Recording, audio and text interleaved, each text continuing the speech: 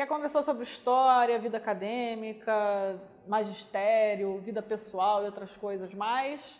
Então vem comigo nesse Profcast aqui. Eu sou Raquel Lima, historiadora, professora de Educação Superior, e hoje vamos falar um pouquinho mais sobre a história e a sua relação com cotidiano, direito e subúrbio.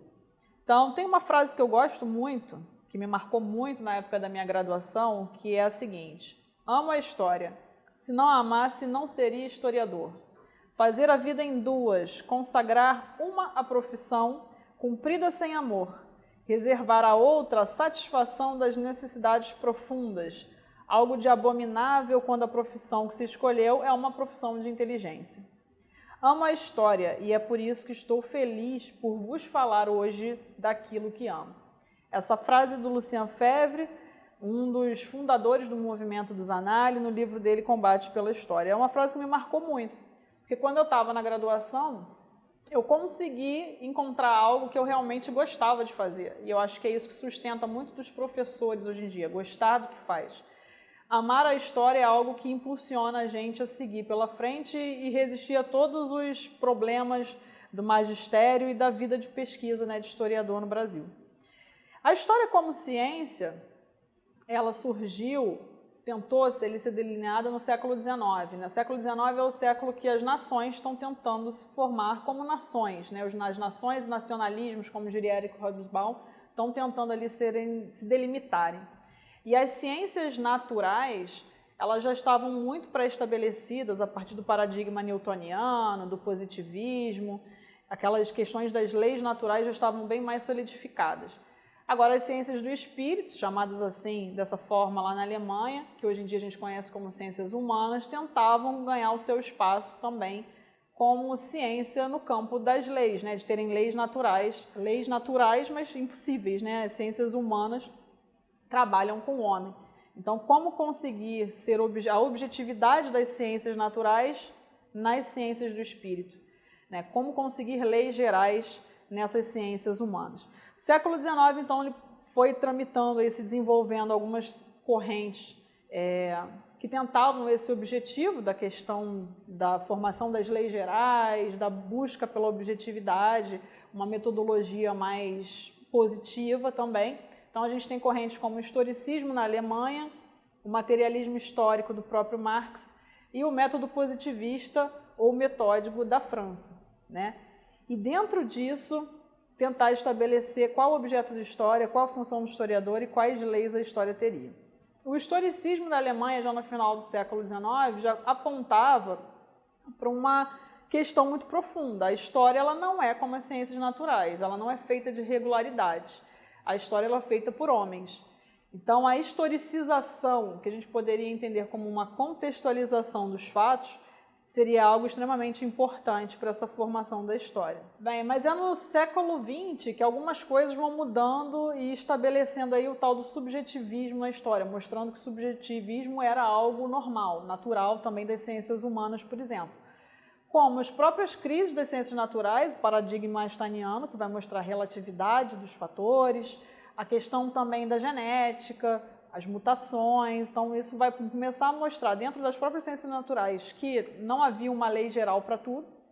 E na história, um movimento lá na França, após a Primeira Guerra Mundial e após também a Guerra Franco-Prussiana e após a Primeira Guerra, vai estabelecer melhor esses pontos da história, vai fazer a chamada, internamente chamada assim na França, de Revolução Francesa da História, que é o movimento dos Annales. Então lá, é um movimento que influencia até hoje os historiadores, vai ficar estabelecido através dos pais fundadores Marc Bloch e Lucien Febvre, que a história, na verdade, ela é construída a partir do presente. E que o historiador tem um grande papel na construção da história, porque através dos problemas levantados pelo historiador na época em que ele vive, é que ele vai buscar a solução e o olhar lá no passado. Então, esse passado é reescrito o tempo todo através dos nossos problemas atuais. Então, por isso que a gente fez um vídeo anterior, até onde eu me apresentei, para falar justamente dessas questões, como é fundamental o papel do historiador na construção do conhecimento histórico. Como eu também falei no vídeo anterior, a gente pode deixar o link aqui depois, Eu trabalho especificamente com a história do direito e a história suburbana atual, né? E esse trabalho começou já na graduação, ficou intenso no mestrado, onde foi muito perceptível observar como a produção das normas e das leis também devem ser historicizadas, ou seja, elas devem ser contextualizadas em espaços geográficos determinados e em tempos históricos também determinados. É a tal do método que a gente usa na história do tempo, recorte temporal e o recorte geográfico. Então, para o direito, a gente trabalha da mesma forma.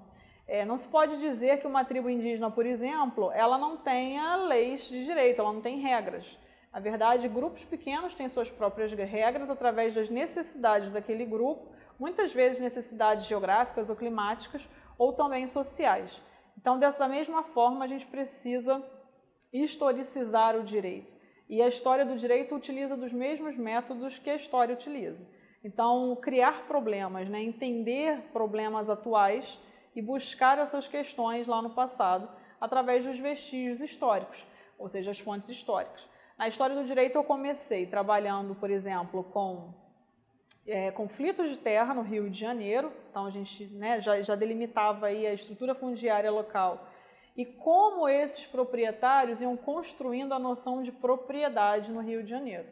A gente acha que o Brasil nasce já com uma série de legislações prontas, quando na verdade herdamos muito de Portugal e construímos também no cotidiano, no próprio costume, né, nas práticas, nossa legislação e nossa construção de noções de alguns direitos, como o direito da propriedade, por exemplo. Qual a importância da história do direito para a atualidade? Bem, vou dar alguns exemplos básicos para a gente poder entender. A questão dos feminicídios, que hoje são tratados dessa forma, né? Os assassinatos ou crimes, ou tentativas de assassinato cometidos contra esposas ou mesmo namoradas e mulheres. O Brasil, durante 3 séculos de existência do descobrimento até o Brasil de 1822, quando se torna independente, portanto se torna uma nação, a gente utilizava a legislação portuguesa, as ordenações filipinas. Consta no Código Penal dessa legislação, no livro 5º, que o homem podia lavar sua honra em caso de adultério. Ou mesmo soubesse, esse homem, até por uma questão moral religiosa, que o casamento seria indissolúvel perante a igreja e perante Deus, ele poderia lavar sua honra assassinando essa mulher e também o amante. O assassinato do amante só não poderia ser feito caso esse homem fosse de uma camada hierárquica superior ao do marido. Mas durante 3 décadas, essa legislação, as ordenações filipinas, livro 5º, elas vigoravam no Brasil, colônia. E foi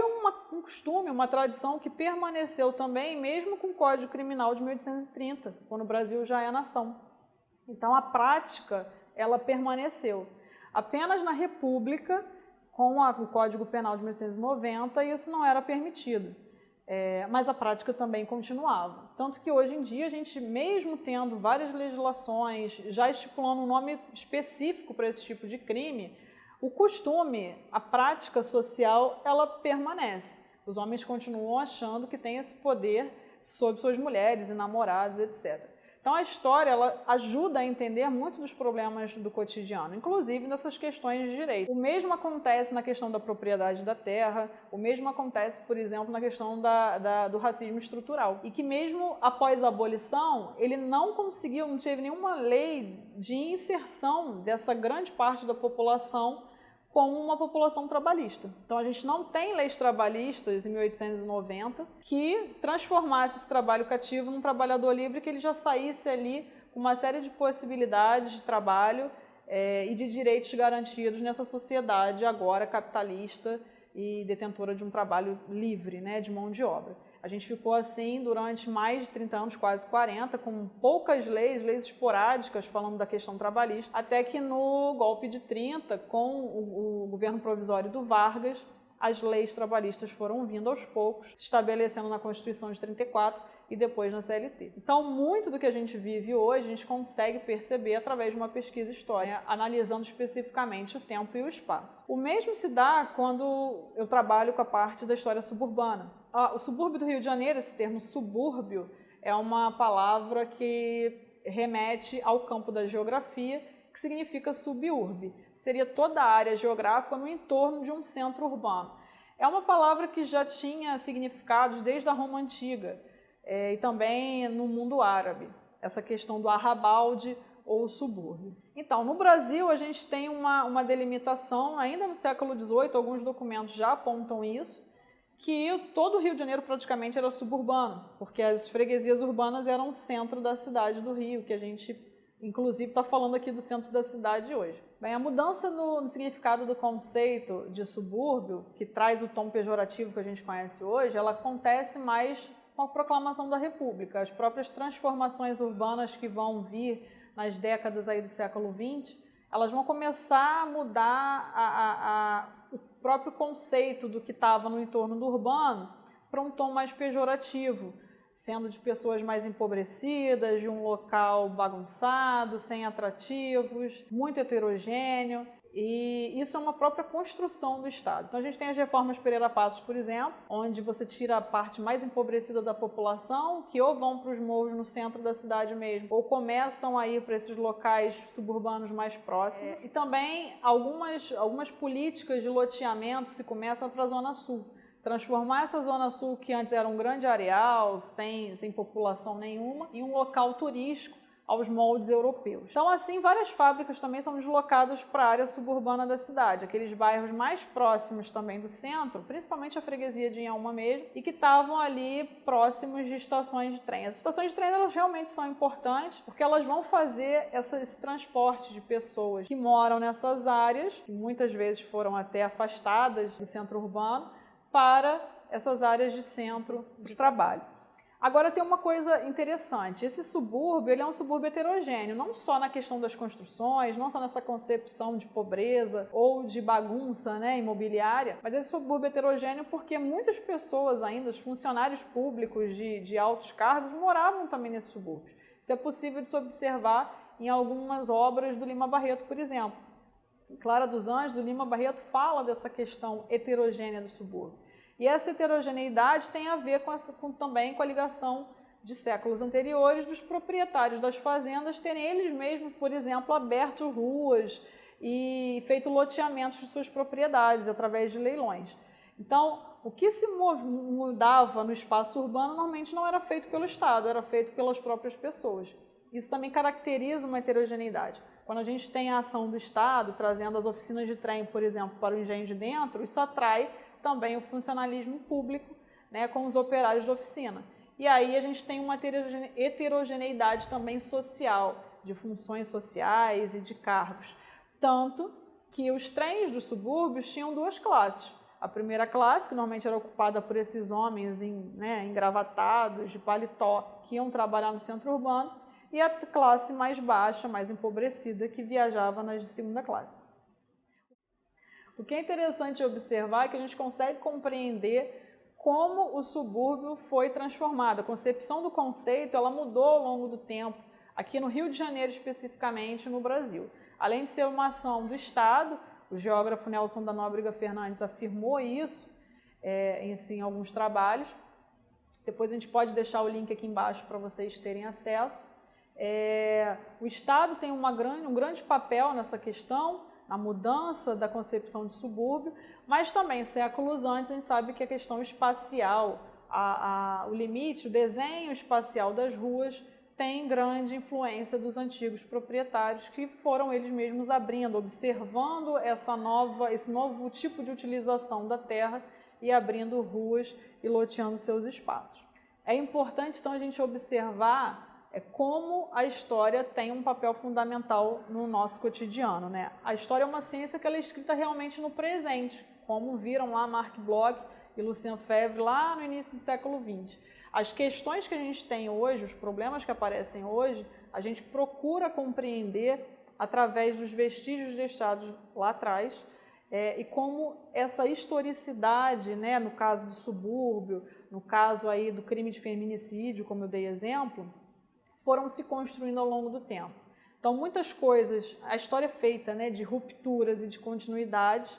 Então, apesar de a gente ter tido na história do Brasil rupturas políticas de movimentos, períodos do Brasil colônia, para Brasil Império, República, a gente consegue observar que a ação dos homens, né, no Brasil, no Rio de Janeiro especificamente, ao longo de um período, ela ainda mexe com o nosso presente. Então, várias ruas que temos hoje, por exemplo, como eu já afirmei, no subúrbio carioca, no Engenho de Dentro, no Caxambi, no Meier, em Vila Isabel, elas são ruas abertas ainda no século XIX por esses homens, e alguns crimes que a gente vem lutando contra, né, através de manifestações políticas dentro do direito, ou próprias correntes sociais, as correntes feministas, indo contra essa questão do feminicídio mesmo, são também criados na mentalidade, numa cultura jurídica secular, que mesmo tendo sido rompida com períodos políticos e também com a questão da legislação, através dos códigos penais aí liberais, a gente tem uma continuidade das práticas no Brasil do século XXI. Deixo aqui os agradecimentos para o meu produtor Enéas Lima e também, mais uma vez, para a Biblioteca Parque Estadual do Rio de Janeiro, Secretaria de Estado de Cultura e Economia Criativa do Rio. E se você gostou desse vídeo, se você achou interessante, tem algum amigo, algum vizinho aí do subúrbio que não sabe dessa importância histórica desses locais, alguém que está lá cursando a graduação em Direito ou que curte muito essas histórias de História do Direito, compartilhe esse vídeo, curta, comente aqui embaixo. Eu vou deixar também alguns links aí sobre minhas pesquisas e algumas referências que eu fiz ao longo do texto. E é isso, gente. Conhecimento liberta, ele te faz renascer e nunca é tarde para a gente aprender.